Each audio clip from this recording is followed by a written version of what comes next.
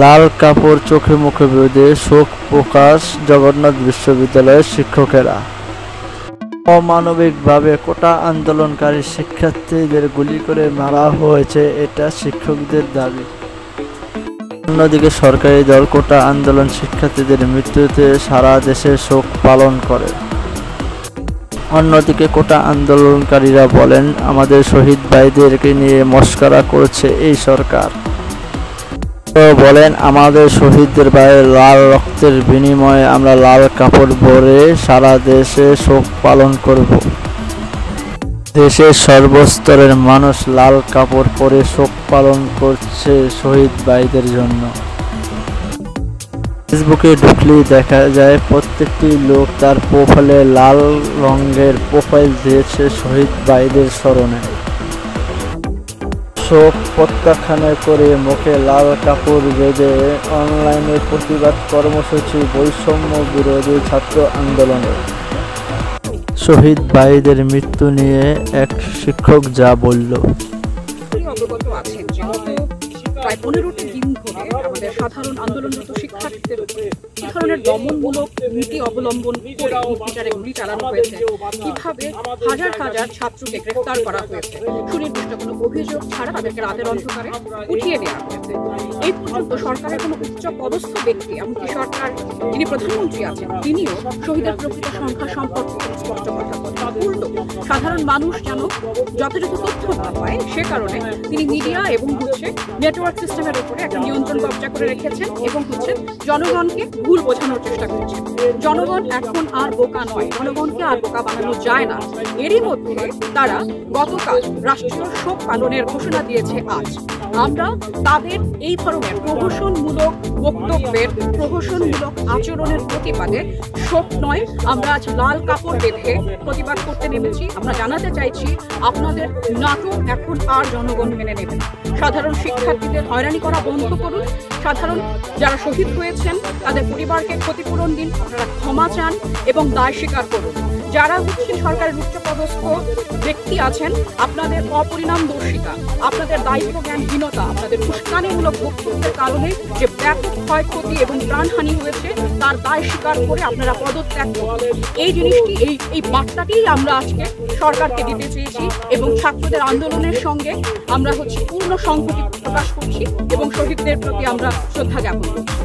দিন যত গড়াচ্ছে দেশের মধ্যে অস্থিরতা বাড়ছে, তত দেশের মধ্যে কারফিউ দিয়ে সেনা মোতায়েন করার পরও দেশ ঠান্ডা হচ্ছে না। দিনকে দিন দেশের মধ্যে অস্থিরতা বিরাজ করছে।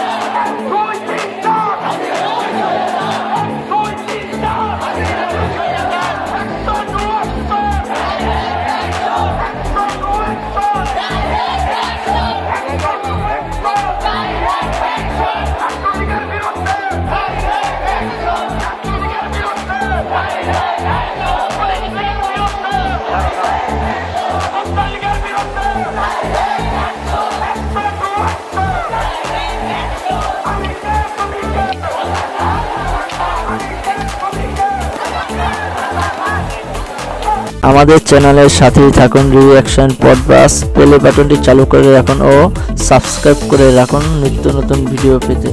ধন্যবাদ।